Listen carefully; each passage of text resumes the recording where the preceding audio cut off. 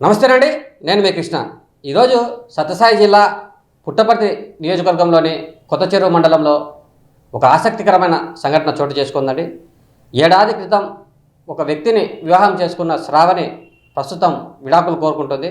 అయితే గత కొంతకాలంగా పోలీస్ స్టేషన్లో చుట్టూ తిరిగినా కూడా తనకు న్యాయం జరగకపోవడంతో ఆ శ్రావణి తండ్రి లక్ష్మీనారాయణ ఏకంగా సెల్ టవర్ ఎక్కి తన నిరసనను వ్యక్తం చేశారు. అయితే ఇందుకు సంబంధించిన బాధితురాలు శ్రావణి ఏకంగా అటువైపు పోలీసులను కానీ ఇటు తన భర్తను గాను తీవ్ర పదజాలంతో దూషిస్తూ తనకు న్యాయం చేయాలంటూ కోరుకుంది. అయితే ప్రస్తుతం ఆ శ్రావణి మాట్లాడిన మాటలు వైరల్గా మారాయి. అవేంటో మనం కూడా చూద్దాం. Thank you.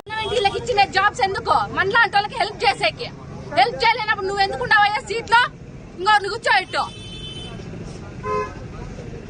నీ చేత కాదు కదా, వద్దు నేను చేయను, పోతా, నేను ఎస్పీ ఆఫీస్ పోతా. ఆయన కాలేదంటే వద్దు, మేము వదిలేసుకుంటాము. నువ్వు చేయలేనప్పుడు ఎందుకు మమ్మల్ని తిప్పించేది?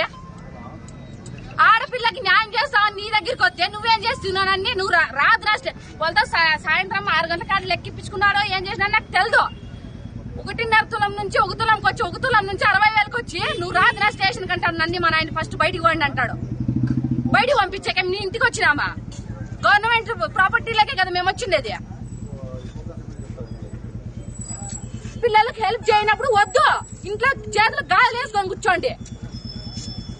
నా మొగురికి కూడా ఇదే చెప్పినా, ఆ లంచ్ కొడుకు నన్ను చూసుకోలేనప్పుడు నువ్వు కూడా చీర కట్టుకొని ఇంట్లో కూర్చో, నేను సంపాదించి పెడతాను రా లంచ్ కొడుకు అని.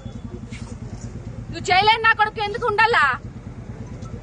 లంచాలు తీసుకునే ఉండాలంటే అట్లాంటప్పుడు పోయి ఇంకో జాబ్ చేసుకోవాలా. అనుకున్నావేమో ఏమో ఈ పాప ఏంది నన్ను ఏం చేయలేదులే అని. నేను ఆడైడ తిరిగిందా అని నాకు తెలుసు, సొసైటీలో ఎట్లా బతకాలని చెప్పి.